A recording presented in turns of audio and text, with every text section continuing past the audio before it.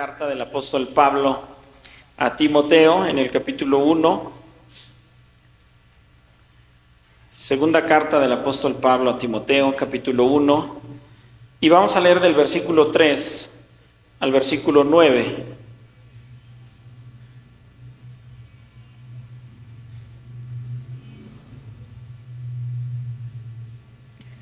Segunda Timoteo, capítulo 1, versículo 3 al versículo 9. ¿Ya lo tiene?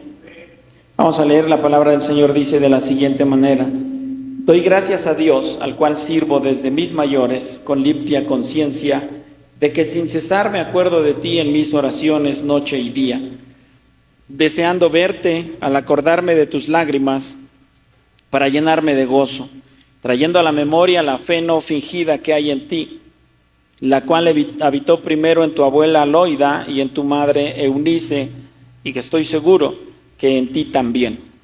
Por lo cual te aconsejo que avives el fuego del don de Dios que está en ti por la imposición de mis manos, porque no nos ha dado Dios espíritu de cobardía, sino de poder, de amor y de dominio propio. Por tanto, no te avergüences de dar testimonio de nuestro Señor, ni de mí, preso suyo, sino participa de las aflicciones por el Evangelio según el poder de Dios, quien nos salvó y llamó con llamamiento santo, no conforme a nuestras obras, sino según el propósito suyo y la gracia que nos fue dada en Cristo Jesús antes de los tiempos de los siglos. Pablo había pasado un tiempo en Éfeso, y ahí durante ese tiempo que estuvo en Éfeso, estuvo él siempre como apóstol de Jesucristo. Él siempre estaba preocupado en preparar personas para que pudieran continuar con la labor de predicar el Evangelio. Entonces, a donde quiera que Pablo iba, donde quiera que Pablo estaba durante un periodo de tiempo, él se preocupaba no solo por predicar el Evangelio, sino también por preparar personas, para que cuando él se tuviera que ir, hubiese personas capacitadas para poder seguir con la predicación del Evangelio. Por eso él siempre estaba ahí, siempre les estaba enseñando, siempre les estaba mostrando, no solamente con palabras, no solamente de manera muy eficaz, porque Pablo conocía perfectamente las Escrituras. Recuerde, fariseo de fariseos en cuanto a la ley irreprensible, pero cuando él tiene un encuentro con Dios, él entiende, con Jesús él entiende el motivo de las Escrituras, y entonces tenía la capacidad para preparar a otros.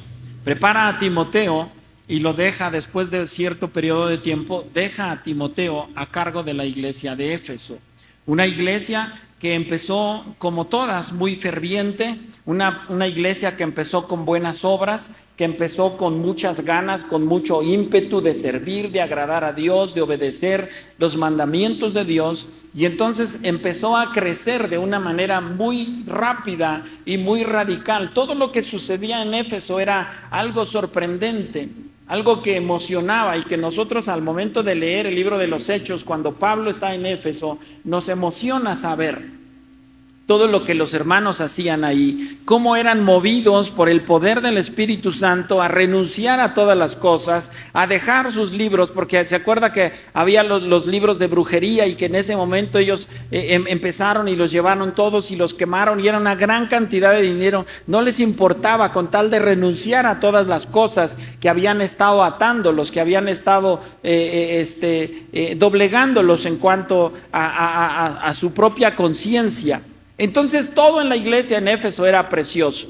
Toda la iglesia en Éfeso estaban creciendo. Entonces Timoteo se queda a cargo de esa iglesia. Pero después de un tiempo, la iglesia empieza a entrar en una etapa de decadencia, empieza a enfermar a tal grado que está a punto de morir la iglesia en Éfeso. Y dentro de eso, en la segunda carta, en esta que estamos nosotros leyendo, lo primero que hace Pablo es preocuparse por Timoteo. No se preocupa primero por la iglesia, se preocupa primero por la persona, por Timoteo como tal. Porque sabemos y entendemos que el reflejo de las iglesias normalmente va a ser tal es el pastor, tal es la iglesia. Si el pastor busca a Dios, si el pastor se prepara, si el pastor les instruye en la palabra del Señor, la iglesia va a caminar de acuerdo a la palabra del Señor.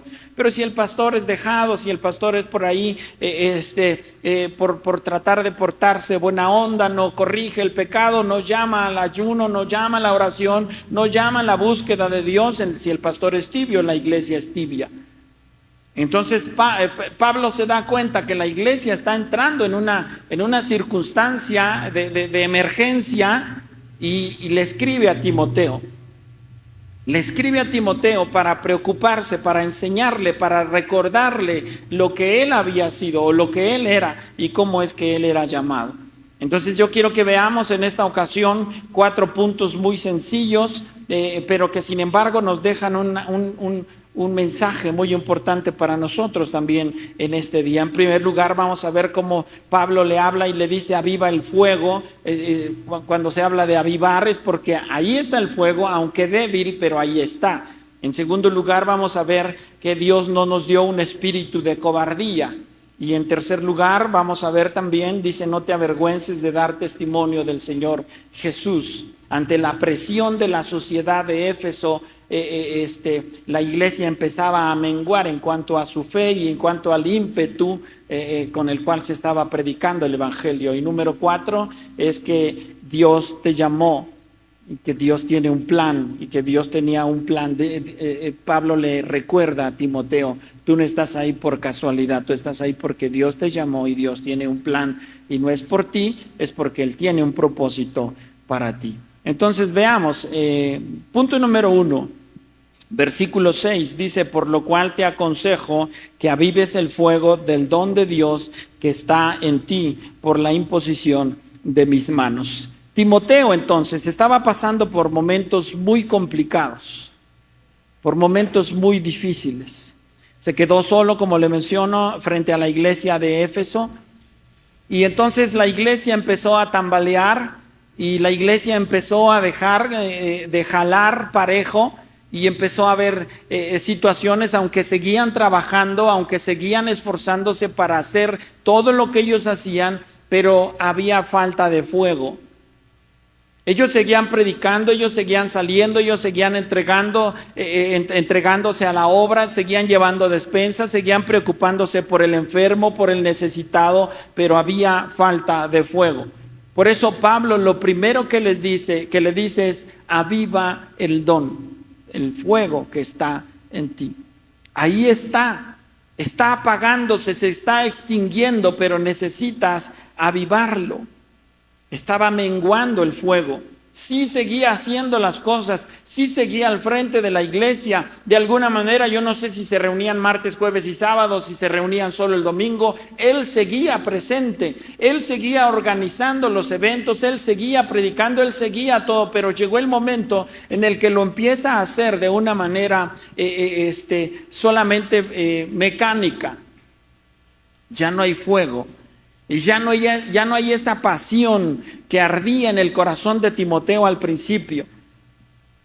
Note una cosa, Pablo no le está diciendo que apostató de la fe. Pablo no le está diciendo que está predicando cosas que no convienen. No está diciéndole Pablo a Timoteo que está judaizando, que está intentando regresar a las tradiciones judías. Pablo no le tiene que reprender absolutamente nada de eso, porque incluso si leemos versículos anteriores, dice que tiene plena certeza de la fe no fingida que hay en ti, que estuvo en tu abuela, que estuvo en tu madre, y que estoy seguro que está en ti también. Es decir, el problema de Pablo, de Timoteo y de la iglesia de Éfeso no es que estaba mal o que se estaba predicando algo distinto, es que se había perdido el fuego. No había otra cosa que reprenderles. No había otra cosa, es que estás predicando mal. Es que Timoteo, yo te dije, como a muchas otras iglesias, Pablo sí les tiene que decir, permitieron que entrara esa mujer Jezabel y que sedujera a los siervos. Pablo le tiene que decir a otras iglesias, es que ustedes están haciendo esto, están haciendo aquello. A Timoteo y a la iglesia de Éfeso, lo único que les estaba pasando es que les faltaba fuego. Por eso Pablo le habla y le dice, aviva el fuego del don de Dios que está en ti. El fuego, mi hermano, no está en los demás. Yo no tengo que preocuparme porque muchas veces la gente dice, hermano, es que yo me acuerdo antes cuando empezábamos a cantar y el Espíritu Santo se sentía desde que entrabas por la puerta, estaba la unción del Espíritu Santo, pero seguramente los del grupo están mal, seguramente el pastor está mal porque ya no se siente así, porque ya no se siente el Espíritu Santo en la iglesia. Y yo mucho tiempo, los primeros años de mi ministerio, me preocupaba mucho por eso. Me decían, es que pastor, algo está sucediendo, el grupo está mal. Y yo llamaba al grupo y hablábamos y platicábamos. Hermanos, es que ¿qué está mal? ¿Qué está fallando? ¿Por qué el Espíritu Santo no se siente? ¿Por qué el Espíritu Santo no se mueve como antes? ¿Qué hay? Nosotros mismos, yo como pastor me dedicaba y me ponía una semana entera al año, me encerraba en ayuno y en oración. Señor, es que yo no quiero que haya nada que esté impidiendo el mover de tu Espíritu Santo en la iglesia. Hasta que de repente el Señor me hizo entender, vosotros sois templo del Espíritu Santo. Y resplandeció en mi mente. Y yo dije, es que estamos esperando que el Espíritu Santo esté en la iglesia. Pero no es así, el Espíritu Santo está aquí. Entonces, si yo llego al templo, el Espíritu Santo está conmigo, llegó conmigo. Y si yo estoy en el trabajo, el Espíritu Santo está en mí. Y si estoy en la escuela, el Espíritu Santo está en mí. Entonces yo entendí una cosa, no, es que el problema no es que nosotros buscamos la unción por fuera, pero el don de Dios, el fuego está dentro de nosotros. Tratamos de buscar algo que nos anime, tratamos de buscar algo que nos haga sentir que vale la pena. Venimos a la iglesia y estamos esperando, a lo mejor cada uno de nosotros tiene un canto bonito, un canto especial, un canto que lo hace llorar. Yo creo que todos, ¿no? Todos tenemos un canto especial y venimos a la iglesia, ojalá que canten ese canto. ¿Por qué? Porque cuando estamos cantando esa alabanza, usted llora, usted siente bonito, usted siente la presencia de Dios. ¿Sabes qué es lo que estás haciendo? Que estás buscando algo exterior para poder seguir adelante. Vienes con la pila, con el 3%, con el 1%, estás a punto de apagarte y quieres que alguien le eche aire al fuego. Pero estás buscando causas externas. Cuando Pablo le escribe a Timoteo, le dice, el fuego está en ti. Es decir, no busques a quien lo acelere, no busques quien le sople, no busques algo externo para que te haga que te avives. No, avívalo tú porque está dentro de ti. Pablo le hace ver perfectamente, aviva el fuego del don de Dios que está en ti. Tú tienes que preocuparte. Yo no tengo que venir a ver si el grupo está bien, entonces el Espíritu Santo va a fluir. Sí, tiene mucho que ver. Sí, nosotros nos estamos preocupando. Sí, el grupo de alabanza estamos todos los días en oración, todos los días buscando de Dios, todos los días haciendo nuestro devocional. Todos los días. Tenemos un mes y medio, yo cada 15 días le reviso a cada uno del grupo, nos sentamos, me siento ahí y me traen sus libretas y todos están buscando de Dios. Sí es importante porque somos el canal por el cual Dios va a descender, sí, pero no es mi responsabilidad que tú no ores en tu casa. No es mi responsabilidad que tú no busques a Dios. Entonces yo no tengo que encender el fuego, tú tienes que encender el fuego. El fuego del don de Dios está en ti. Yo no tengo que ir por ti.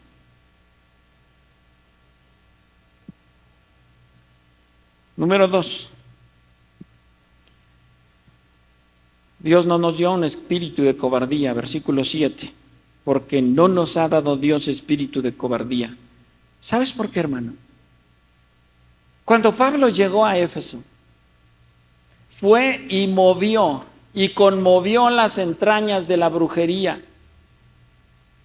del ocultismo, de la adoración directa a Satanás. Pablo fue y causó una revolución tan grande que los príncipes y potestades de ese lugar tuvieron que temblar. Y tarde o temprano tuvo que llegar la información a Satanás directamente, y Satanás no se queda con los brazos cruzados. Satanás organizó una respuesta. Satanás organizó un contraataque y efectivamente se fue con toda su furia contra la iglesia en Éfeso. Y obvio contra a los líderes, al liderazgo, siempre el liderazgo. Entonces había mucho en juego. El diablo estaba enojado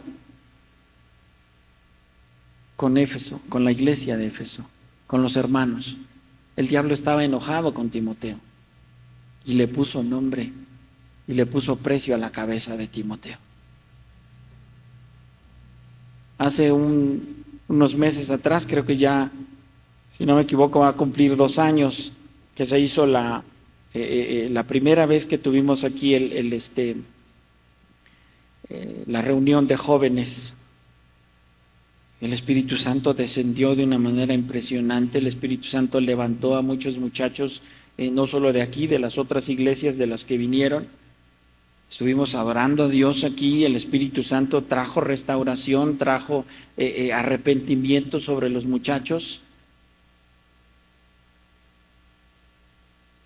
Muchos confesaron pecados que tú los ves a los muchachos y dices, ¿cómo puede ser posible? Pero a fin de cuentas, Dios hizo algo impresionante. Unos días después yo platicaba con los pastores que habían enviado a sus jóvenes y decían, pastor, ¿qué les diste? Y dice, ¿cómo que les di yo? Nada. Es que están adorando a Dios de una manera increíble. Se levantó un grupo de jóvenes grande en las iglesias a donde vinieron y se están adorando a Dios con todo su corazón, están alabando, están llorando en la presencia de Dios, están pidiendo que se hagan células de oración, células de evangelismo los jóvenes. Y es que nosotros no hicimos absolutamente nada. Los muchachos se prepararon, predicaron la palabra de Dios y adoramos a Dios. El Espíritu Santo descendió, Él es el que lo hace. Y unos días después vino un ataque, un sueño, que yo creo que más que un sueño, fue un ataque directo de Satanás hacia mí. Y yo recuerdo que aquella noche estaba como soñando, que estábamos aquí en la iglesia y estaban los muchachos, el grupo. Estábamos preparando todo, estábamos por empezar la reunión y me acuerdo que yo salí y de repente empezó un ataque directo del diablo, una mujer que traía a un bebé, pero que después ese bebé se empieza a convertir ahí en una cosa horrible y todo, y empieza a amenazar a los muchachos. Y yo recuerdo muy bien a cuáles de los muchachos me decía, y lo voy a destruir y no van a poder y los voy a acabar. Y yo veía el rostro de los muchachos, de la parte del grupo y yo le decía, no, ellos son hijos de Dios, ellos van a servir a Dios. Y me decía, no, los voy a destruir, los voy a destruir. Y entonces ese ente de ese demonio vino hacia acá, se me aventó encima y se subió como de caballito. Nosotros subimos a los niños y empezó a agarrarme la cabeza y yo me empezaba a golpear sobre la ventana, estaban las 2 ventanas ahí porque todavía soñé, estaba el otro templo, y yo me golpeaba y reprendía en el nombre del Señor y le decía a los muchachos, métanse, el grupo, los muchachos de alabanza. Y me señalaba a 2 de ellos en especial. Y me decía, los voy a destruir. Y yo me golpeaba la cabeza, o trataba, yo no me golpeaba la cabeza, sino que golpeaba al demonio que estaba encima mío.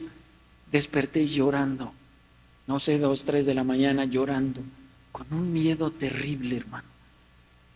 Terrible, porque el diablo me decía, te voy a destruir.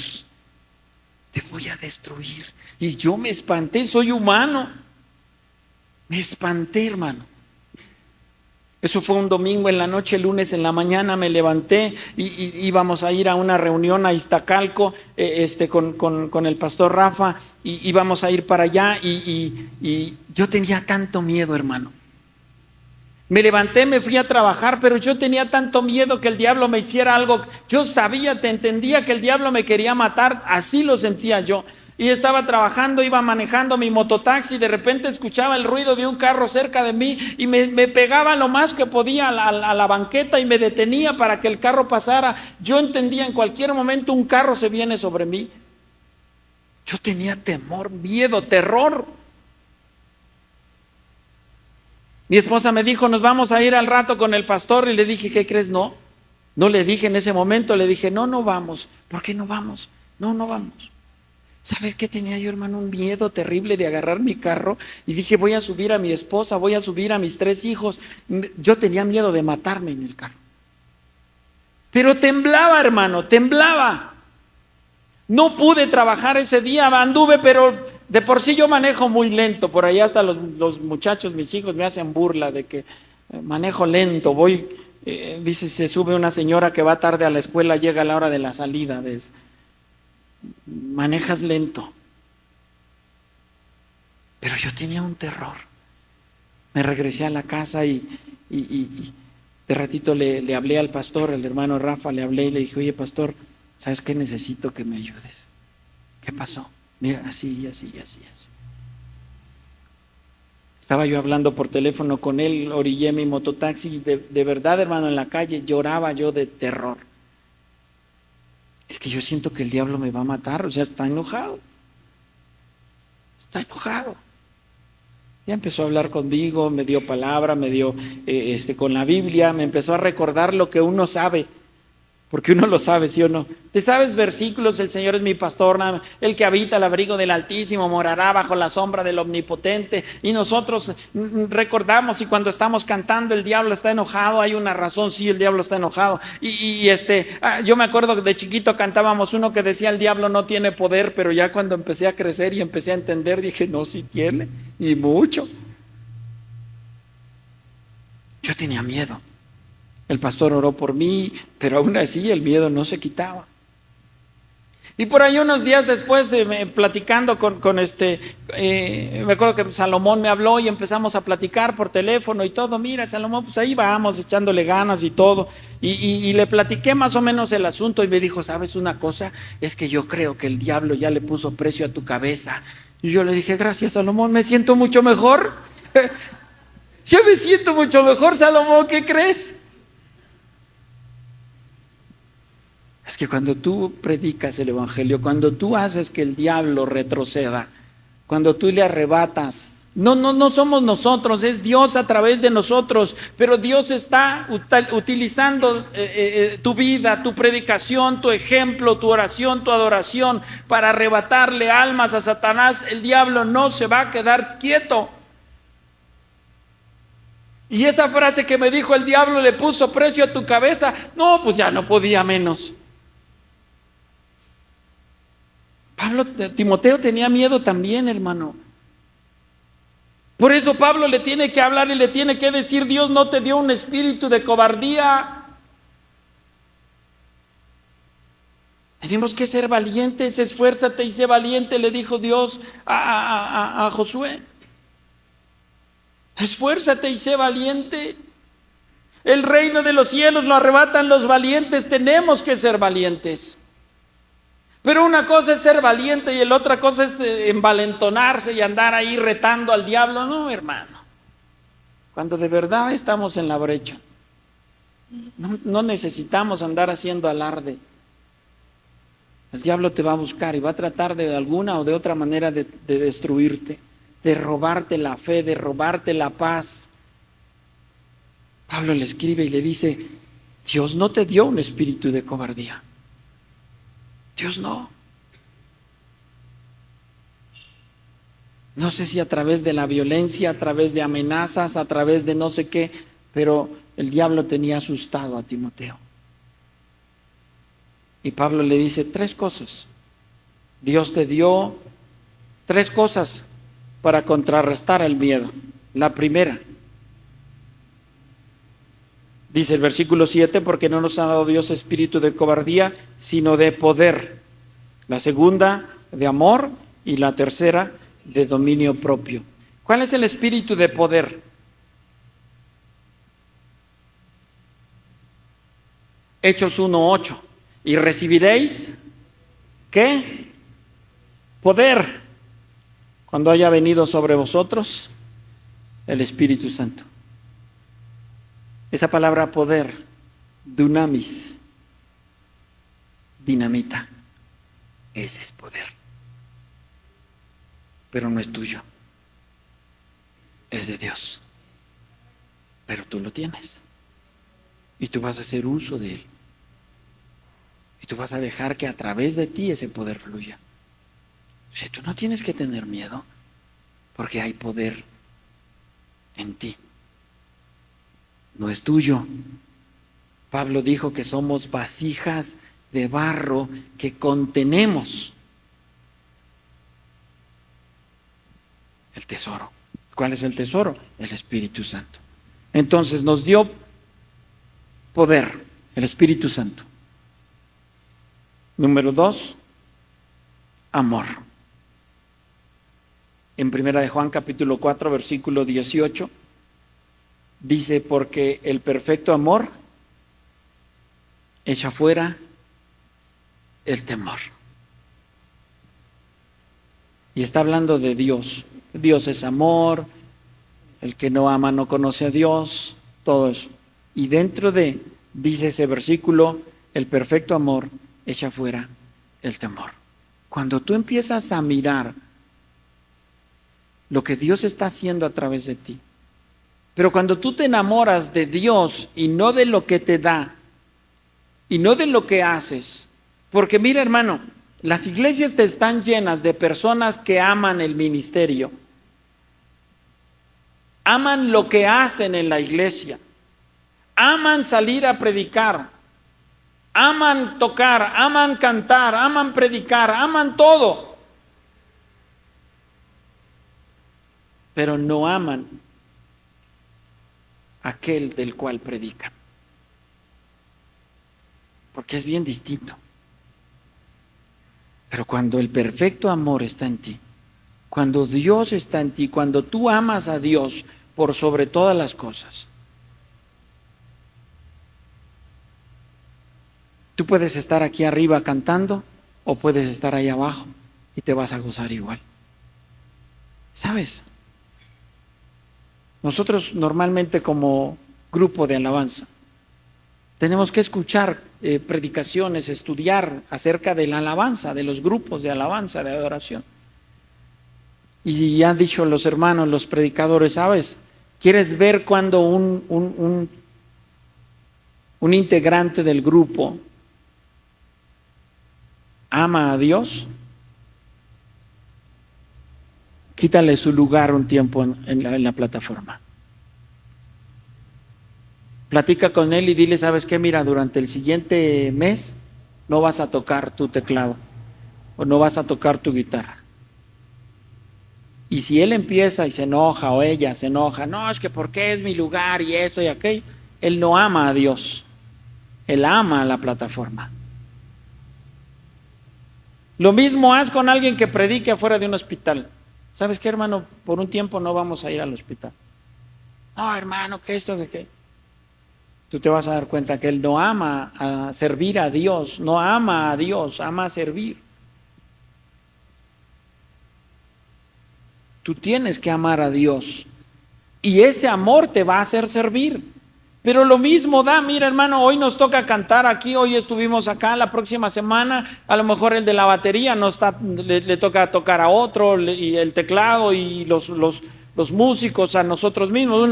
Estamos participando nosotros como directores de alabanza una vez al mes.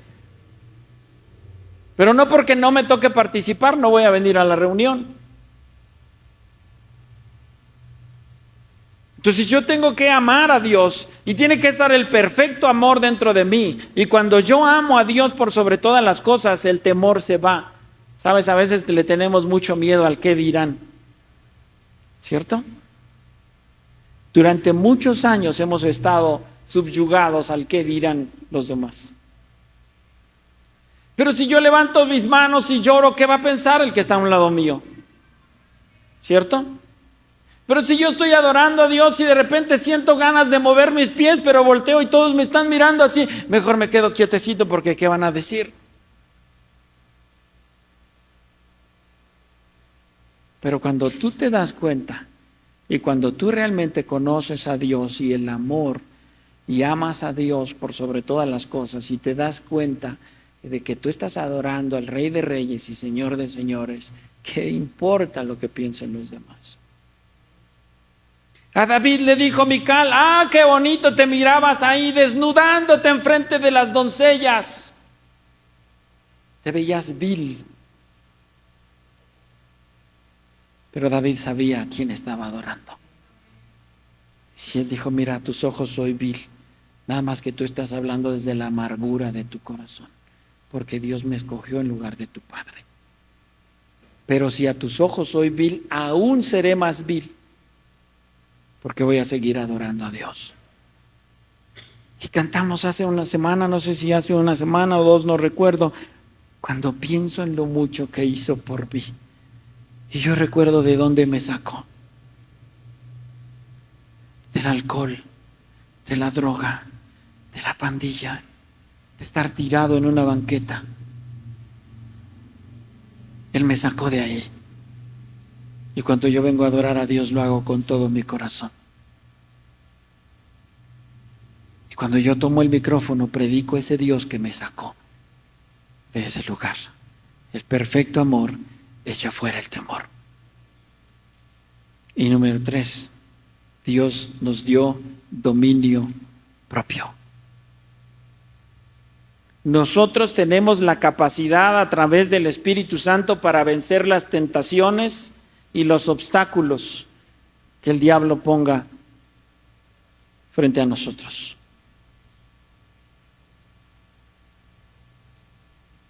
Nosotros tenemos el poder a través del Espíritu Santo para vencer nuestra carne. Dice la palabra del Señor que hay una lucha constante entre el Espíritu y la carne, y esa lucha no se va a acabar. No se va a terminar. Uno de los más grandes predicadores de hace algunos siglos dijo que fue en un momento de consagración a Dios, dice: fui e intenté arrojar a mi carne a lo más profundo de la mar, pero sabía nadar. No vamos a podernos deshacer de nuestra carne. Y todos los días tú y yo tenemos el dominio propio para decidir entre la Biblia y el televisor, entre venir a la reunión y quedarte a hacer cualquier otra cosa. Todos los días hay una lucha constante y tú vas a tener que alimentar a uno o al otro, al espíritu o a la carne. Pastor, es que no tengo tiempo de orar, no tengo tiempo de hacer mi devocional. Yo dije: no hay en la vida una persona tan ocupada que no tenga tiempo de hacer nada. Todos tenemos tiempo. Y si nosotros hacemos un balance entre el tiempo que pasamos en el televisor o en el celular ahora con el que pasamos en la Biblia, radicalmente opuesto. A veces nos vamos a dormir, y te digo nos vamos porque a veces también a nosotros nos pasa.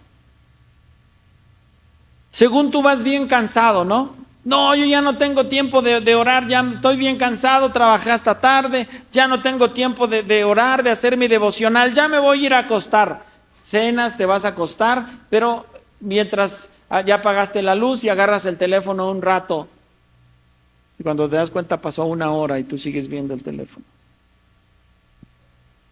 Entonces sí tenías tiempo de orar. Entonces sí tenías tiempo de buscar a Dios. Pero el dominio propio, y vuelvo, tuyo.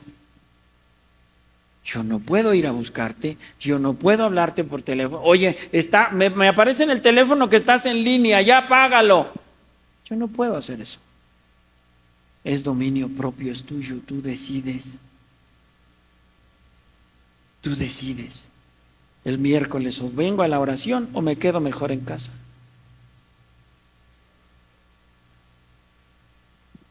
El domingo, ¿me apuro y vengo temprano o llego tarde? Todos decidimos. Por eso Pablo le dice: es tu problema, es tu responsabilidad. Y Dios nos dotó de poder con el Espíritu Santo, de amor con la presencia de Dios, el perfecto amor echa fuera el temor, y con el dominio propio pero va a ser más fuerte lo que tú alimentes. Al que le gusta el fútbol a veces se siente bien contento porque el sábado va a haber 3 partidos de 5 a 7, por lo menos hay 2, ¿no? De 5 a 7, no 3, de 5 a 7, de 7 a 9 y de 9 a 11. Y le dices a tu no me molestes, el sábado hay 3 clásicos. No me molestes, va a jugar mi equipo y después ni le vas a los otros, pero ahí estás. 6 horas frente a la televisión. Y cuando vas a orar para dormirte, 3 minutos o 4. ¿A quién estás alimentando? Entonces tú tienes que vencer las tentaciones, vencer los obstáculos. Tú eres. Número 3. Pablo le dice en el versículo 8, no te avergüences de dar testimonio de nuestro Señor. No te avergüences. Jesús le dijo a los discípulos, el que me niegue ante los hombres, yo le voy a negar frente a mi Padre. Pero el que me confiese, yo lo voy a confesar con mi Padre. Estamos en un mundo en el que a lo bueno le llaman malo. Y nos hemos conformado nosotros mismos, hermano, al pensamiento del mundo.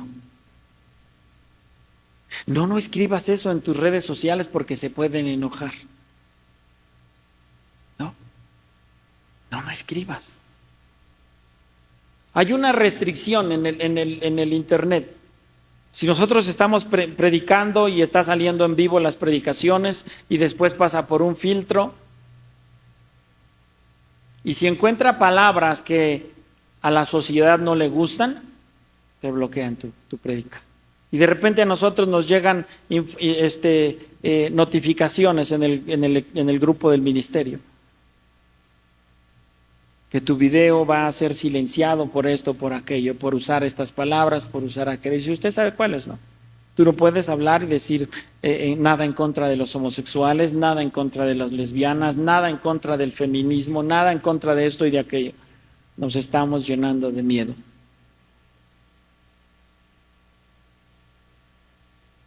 Nos estamos llenando de miedo. Sube un post pequeñito ahí, cualquier cosa, y empieza a pisar callos, y a veces la misma iglesia, los cristianos, son los primeros que te van a atacar. Es que eres un radical, eres un exagerado, y esto y aquello. Y nos estamos avergonzando de dar testimonio de Jesús. Tú ves a las personas en la calle, todo el año, pero sobre todo por ahí noviembre, diciembre, y van caminando por las calles y llevan una playera y en su espalda está la Virgen, grandotota, ¿cierto? Y orgullosos. En el mototaxi, ¿no? Grandota la peregrinación a no sé dónde y la imagen. Orgullosos. Grandote se cuelgan aquí un crucifijo, grandote. Orgullosos. Y nosotros nos da pena traer la Biblia. Cada vez las Biblias las quieren más chiquitos. De repente nos hablan las hermanos y me dicen, oiga pastor, ¿cuándo va a ir al centro? No, pues tal día. Oiga, ¿me puede traer una Biblia? Sí, yo voy. Y ya les mando una imagen o les mando ahí mire hermano, pues, y de repente le pregunto, ¿de qué precio la quiere? Porque hay de muchos precios, hay desde económicas hasta muy carísimas. Pues más o menos, hermano. ¿Y de qué tamaño? Cada vez las quieren más chiquitas. Y algunos ya ni traen Biblia, no le voy a preguntar para que no le dé pena, pero muchos ya no traen la Biblia, mejor aquí, mire. Aquí nadie se da cuenta que soy cristiano, ¿no? Que soy aleluya. Y hace muchos años, hermano, era un orgullo que tú salieras y traías tu Biblia en el brazo. Yo me acuerdo mucho porque siempre hemos vivido ahí, o mi papá siempre vivió ahí. Y teníamos que pasar para venir a la reunión. Y salíamos con nuestra Biblia. Y veníamos y estaban la banda, ya sabe. Y empezaban a gritar, empezaban a reírse, empezaban a burlarse, empezaban a cantar los coritos que nosotros nos cantábamos. Y a mí me daba mucha pena. A veces me daba la vuelta por otra calle.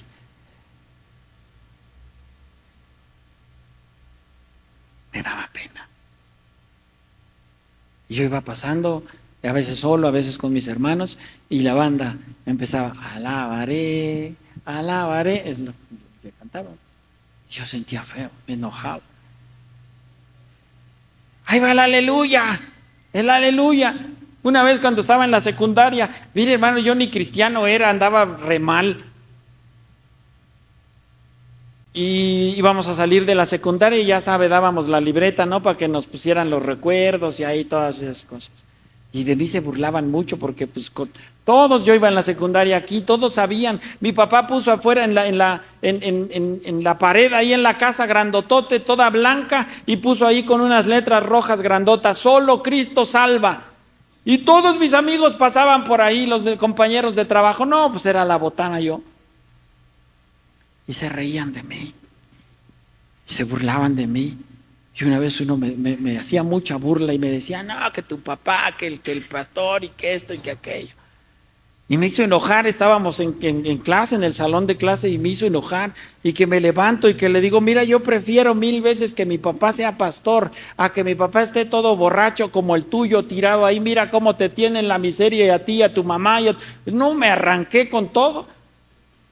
No lo ofendí, no le dije groserías, pero le dije de todo. Yo prefiero que mi papá esté en la iglesia a que esté borracho. Mira cómo estás, no tienes ni para unos zapatos y tus hermanos están igual. Porque sí, efectivamente vivían en la miseria, pero el papá era borrachín.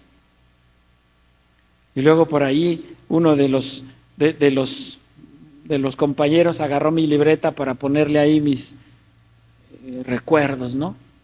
Y hizo un dibujo, dibujaba muy bien aparte.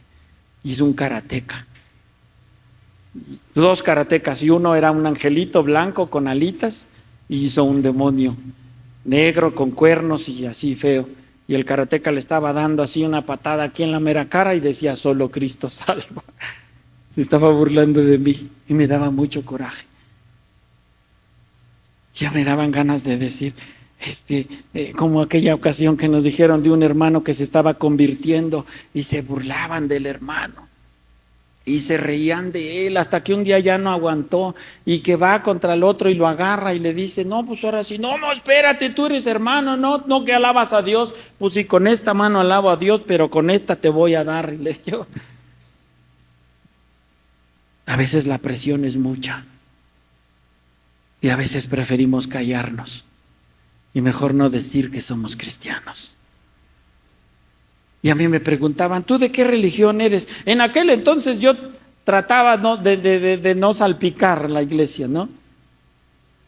Yo no soy de ninguna religión. ¿Cómo que no eres? Bueno, es que mis papás son cristianos, pero ellos, ¿no? Al menos yo no presumía de cristiano con la cerveza en la mano, ¿verdad? Mis papás van a la iglesia cristiana, pero tú, no, yo no, ninguno. Como la India María, ¿no? Ni de aquí ni de allá. Pablo le dice a Timoteo que no te dé miedo. Testifica de Jesucristo. Porque no hay otro nombre debajo del cielo en que podamos ser salvos. Solo Cristo salva. Y ahora que me acuerdo cómo me daba de coraje que dijeran solo Cristo salva, y ahora es lo único que yo predico. Si me paro aquí, si a través de la radio, si en cualquier lugar donde me he parado, yo sigo diciendo solo Cristo salva, amén. Lo sigo diciendo y lo seguiré diciendo. Ya no me da pena, ya no. Y luego si es que el aleluya, y ya cuando entendí y estudié qué quiere decir la palabra aleluya, alabado sea Dios. Entonces me encanta que me griten el aleluya, porque cada que me dicen, alabado sea Dios. Pablo le dice a Timoteo, no te avergüences de dar testimonio de Jesús. Y de paso, pues de mí, ¿no? O sea, pues es seguidor de Pablo. ¿Y dónde está Pablo? Pues en la cárcel. Que no te dé pena. Si de Jesús se burlaron, ¿sí o no? A Jesús lo persiguieron, ¿sí o no? A Jesús lo calumniaron. A Jesús le decían, eres hijo de adulterio. A Jesús le dijeron, su propia familia, su madre. Pues si es que creo que se está volviendo loco. Si a Jesús se lo hicieron, ¿tú crees que a ti y a mí no lo van a hacer? No te avergüences. Predica de Jesús.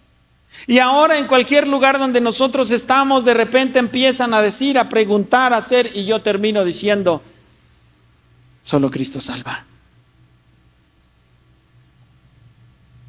Oye, es que mira, he estado teniendo problemas con esto, con aquello. ¿Sabes? Hay una solución. ¿Cuál? Cristo. Y si estoy trabajando, si estoy afuera de un hospital, donde quiera que yo esté, Cristo, Cristo, Cristo. Solo Cristo salva. No te avergüences. Predica a Cristo. Y número 4, en el versículo 9. ¿Quién nos salvó y llamó con llamamiento santo, no conforme ¿a qué?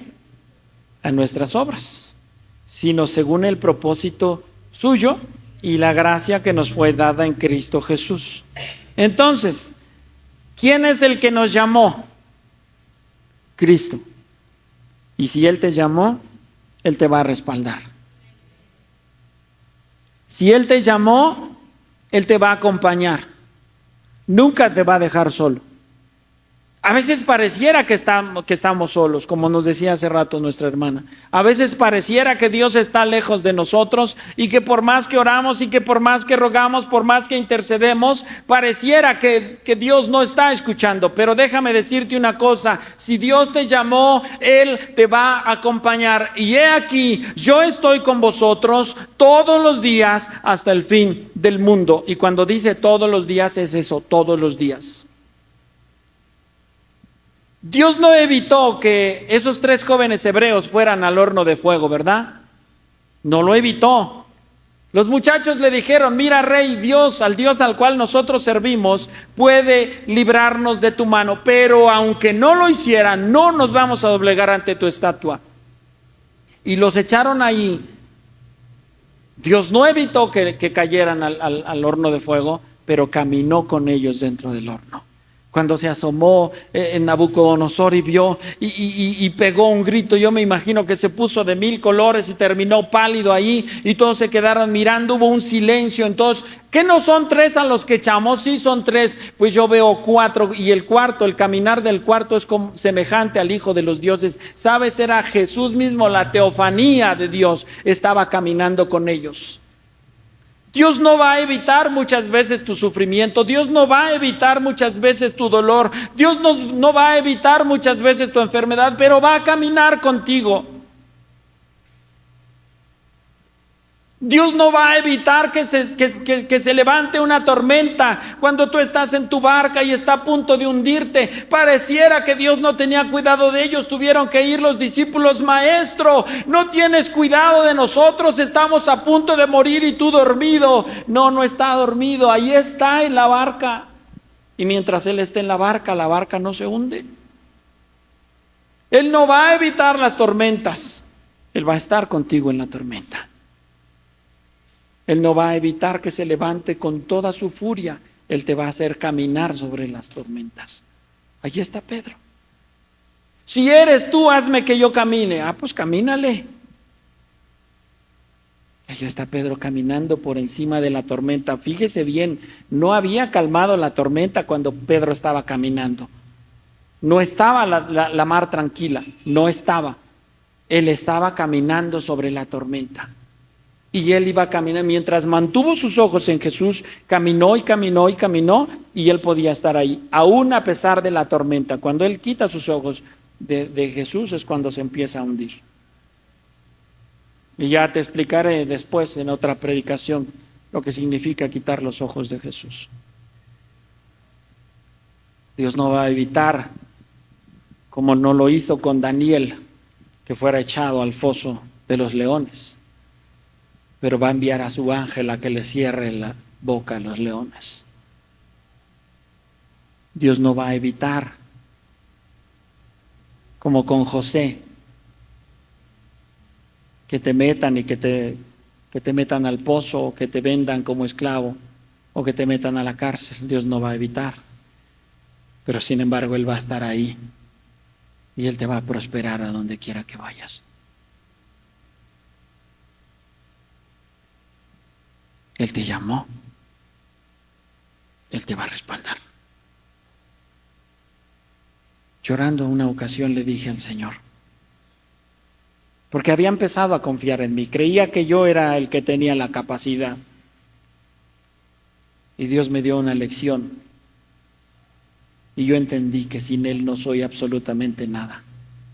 Me tiré, terminé de predicar como pude y me arrodillé en la esquinita de la plataforma y lloré ahí, y le dije, Señor, nunca más me dejes subirme a una plataforma si no es con el mensaje que tú me has dado. Y nunca más me dejes creer que yo soy autosuficiente. Y cada que el diablo viene a mí y me empieza a hacer creer que soy bueno, que sé predicar y me acuerdo de eso y le digo, Señor, no me dejes, que seas tú. Y Dios no ha evitado los problemas en mi vida. No evitó que ya me aventaran. 2 veces caí de la moto, una de las láminas, y he estado en el hospital y me he enfermado y he pasado por crisis económica y los últimos meses con el asunto de mi esposa y problemas, pero Dios ha estado ahí y Dios me ha respaldado. Él te llamó no por lo que tú eres, no conforme a nuestras obras, porque si fuera por obras, nadie tendría nada. Nadie. Dice ahí, sino según el propósito suyo. Dios tiene un propósito para tu vida. ¿Sí me escuchó? Dios tiene un propósito para tu vida. Y no es por lo bueno que seas, porque dice la palabra del Señor, lo vil y lo menospreciado escogió Dios. Lo vil. Así que no tienes nada que entregar.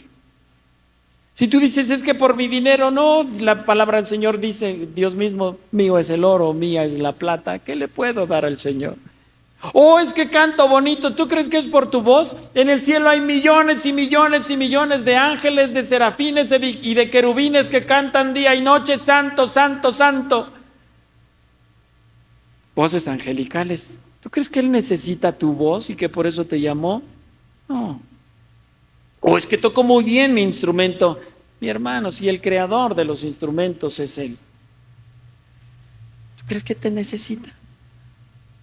Es que yo tengo mucha elocuencia para predicar, para dar un mensaje. No, mi hermano, si Dios usó una burra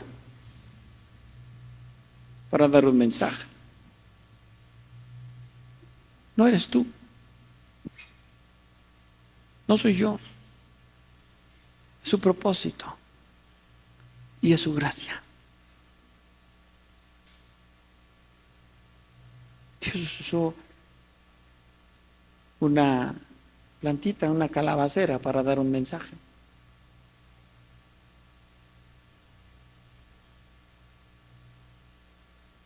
Dios usó una higuera para dar un mensaje. Tú y yo no tenemos nada para Dios. Nada. Y sin embargo Dios te llamó. Y sin embargo Dios te miró. Y Él puso en ti su espíritu. Avívalo.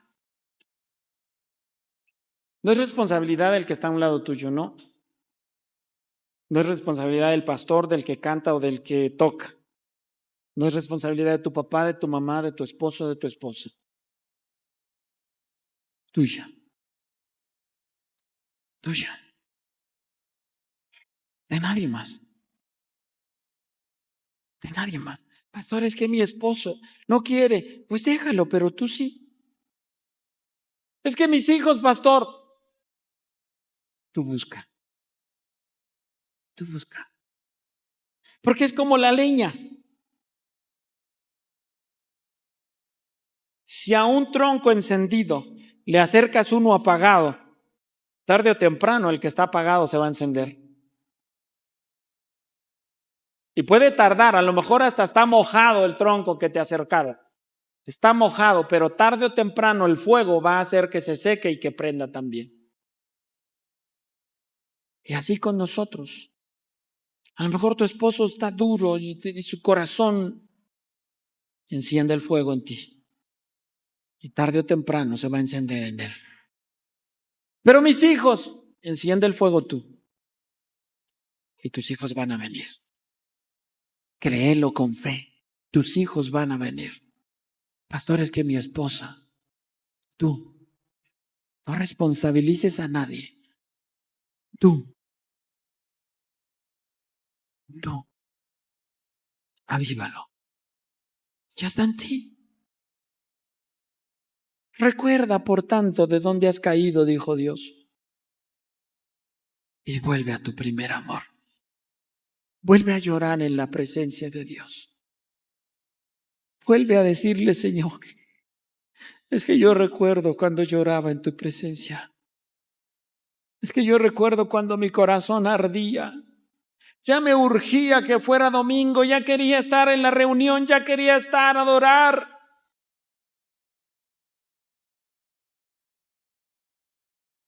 Dile, Señor, he descuidado el fuego. He descuidado el precioso regalo que me diste. Pero quiero volver. Quiero regresar a la intimidad contigo. Díselo. A lo mejor estás tan ocupado haciendo y sirviendo. Voy aquí, voy allá y sirvo aquí, sirvo allá, hago esto, hago aquello, pero te has olvidado de lo más importante. Tu tiempo con Dios, en lo íntimo. Ahí es donde de verdad importa. Es importante predicar a otros, sí. Es importante servir, adorar, a ayudar, tocar, cantar. Es importante todo, predicar, sí.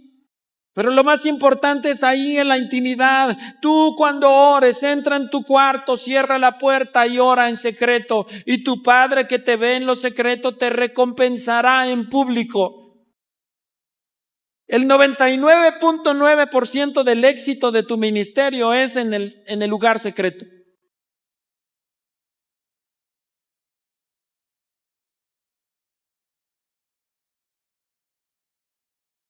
Aquí afuera solo es el reflejo de lo que pasa adentro.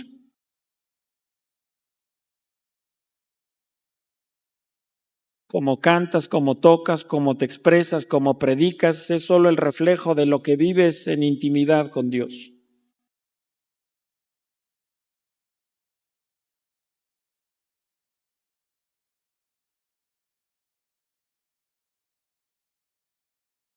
Toma el control. Dominio propio. El control. ¿Sabes qué? Voy a dejar de mirar la televisión y voy a buscar a Dios.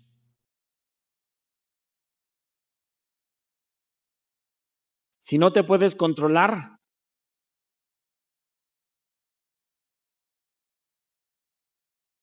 busca un tutorial que te enseñe cómo cerrar tu cuenta de Face, de Insta y de TikTok y bórralos.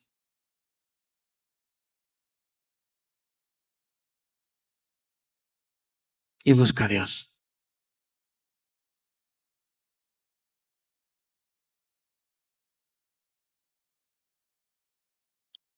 y busca a Dios. Aviva el fuego. Quizá hoy tú ya eres puro humo.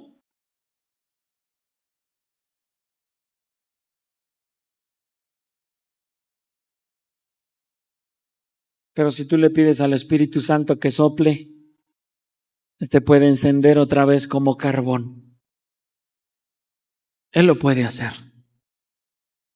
Quizá hoy tú vives de glorias pasadas, pero yo me acuerdo cuando oraba, pero yo me acuerdo cuando buscaba, pero yo me acuerdo cuando cantaba, pero yo me acuerdo cuando, pero me acuerdo.